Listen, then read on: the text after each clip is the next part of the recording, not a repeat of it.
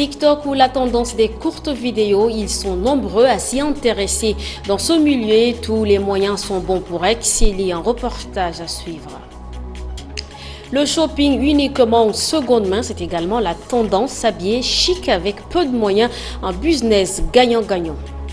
Et puis ne ratez pas le rendez-vous de l'actualité en bref dans ce journal.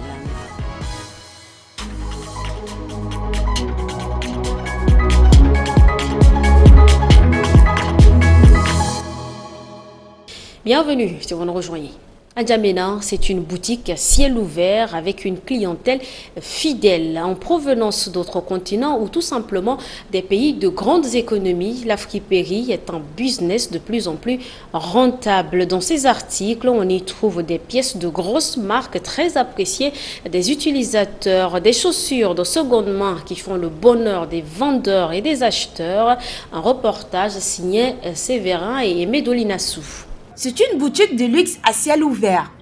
Ici, à l'entrée du marché de Dembé, on en compte une vingtaine.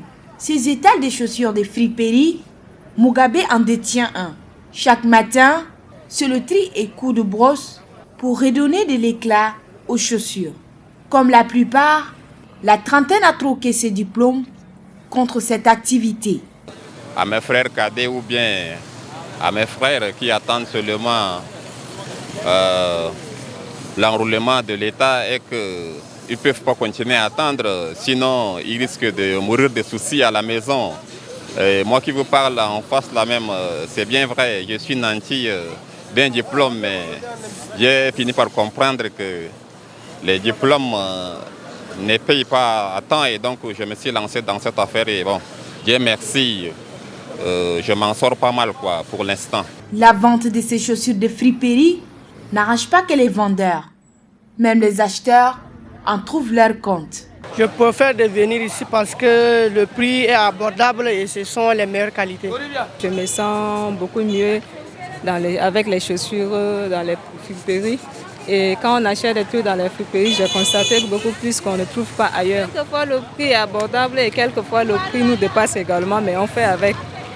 C'est une question de familiarisation au fait.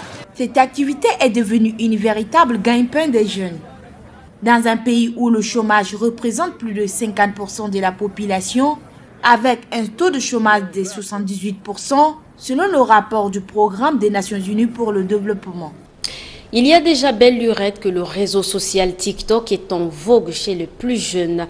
Et parmi eux, des créateurs de contenu appelés influenceurs, parfois prêts à tout pour être populaires auprès des abonnés. Mais cette tendance n'est pas sans conséquence. Ngena Odom Cynthia.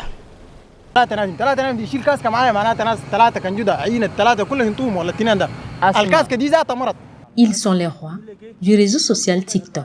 Leurs vidéos font des millions de vues. Et ce matin, pour hausser le ton sur le port obligatoire de casque, ils ont choisi le rond-point cheval pour tourner leurs capsules. Des capsules à la base pour sensibiliser, qui nourrissent aussi son homme. Au début c'était pas facile, mais avec le temps, alhamdoulilah, on arrive quand même à générer des revenus via nos créations digitales sur les réseaux sociaux. Mais pas du côté de la monétisation, parce que notre pays n'est pas éligible à la monétisation sur les réseaux sociaux, mais via nos contenus concrets, via nos œuvres qu'on lance sur le web et surtout la communication des entreprises. Pour des vues, des TikTokers usent presque de tout. Des pratiques jugées obscènes ou en violation aux mœurs africaines. J'avoue mon ignorance en disant que les Africains, plus particulièrement les jeunes, s'adonnent en longueur de la journée à exposer par exemple leur nudité à travers ces réseaux sociaux-là, de manière générale et plus particulièrement sur les TikTok, simplement pour accroître, si vous voulez, leur vue. Les pays comme le Japon, la Belgique, l'Australie ont interdit ou restreint ce réseau social TikTok. Actualité en bref, quelques informations sont mises en avant dans cette compilation de ce mercredi, faite et rendue par Ngena Odom Cynthia. Le Premier ministre Saleh Kebzabo a reçu en audience une délégation des ex-chefs de mouvements politico-militaires signataires des accords de Doha conduite par le conseiller national professeur Bachar Assed Mohamed Aghi, par ailleurs président du parti Rassemblement national démocratique et populaire. Ce groupe d'ex-politico-militaires est venu exprimer au chef du gouvernement son engagement sans faille pour la réussite de la transition. Intervenant au nom des mouvements qui l'ont accompagné, le professeur Mohamed Aghi a indiqué qu'ils sont disposés à accompagner les efforts du gouvernement en faveur de la paix et du développement durable. Avec une oreille attentive, le chef du gouvernement d'Union nationale Saleh Kebzabo a écouté ses hôtes. Il les a rassurés de la bonne volonté du gouvernement à mettre en œuvre ses engagements pour la paix et le développement durable au Tchad. La délégation est sortie satisfaite de cette rencontre, à en croire le professeur Bachar Assed Mohamed Aghi, président du dit parti. Était présent à cette rencontre le ministre de la Réconciliation nationale et de la Cohésion sociale, Abdirahmane Koulamala, et quelques membres du cabinet du Premier ministre. Ahmad Haroun Lari annonce sa candidature aux futures élections présidentielles. C'est avec fierté que je vous annonce aujourd'hui que je suis candidat aux futures élections présidentielles au Tchad. Après tous les constats négatifs sur les plans politico, économiques, sociaux et militaro-sécuritaires, a-t-il annoncé. Le ministre de la fonction publique et du dialogue social Abdoulaye Mbodou Bami a lancé ce mardi 3 octobre le nouveau module de la fonction publique du système intégré de gestion des finances publiques. C'est une innovation qui permettra aux agents de la fonction publique de suivre l'évolution de leurs dossiers à partir de leur téléphone portable. Le ministère des Finances, du Budget et des Comptes publics, en collaboration avec des banques locales, organise une remise des chèques relatifs au Fonds des jeunes et des femmes. La cérémonie a lieu hier, 3 octobre 2023, dans un hôtel de la place Judith Kempter. Les fonds pour entreprendre les activités agricoles, agro-pastorales, de culture maraîchère, etc. ont été remis. 62 300 300 francs par la BAC, 123 453 000 francs par la BICIC, 315 45 200 francs par la BHT, 304 15 150 francs par Ecobank, 347 500 000 par la CBT, 170 695 700 par la BCC.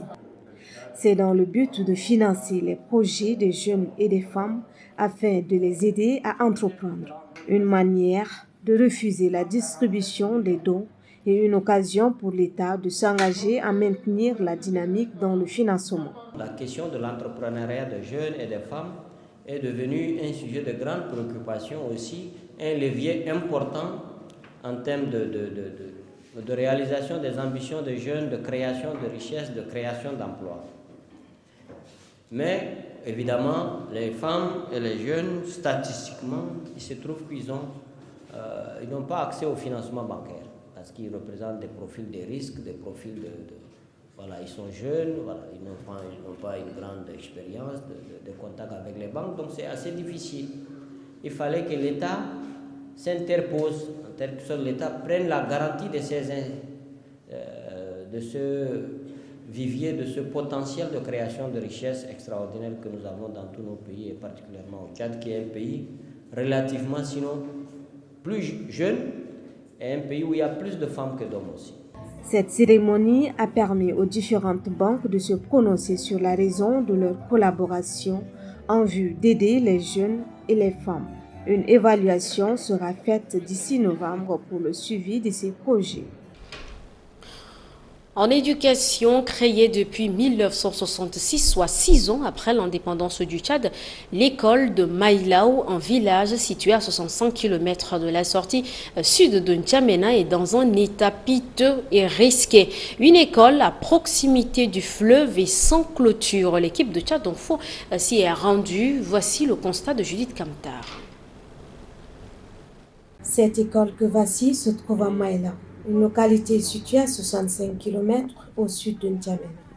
Baptisée École Centre, elle ressemble à tout sauf à une véritable école.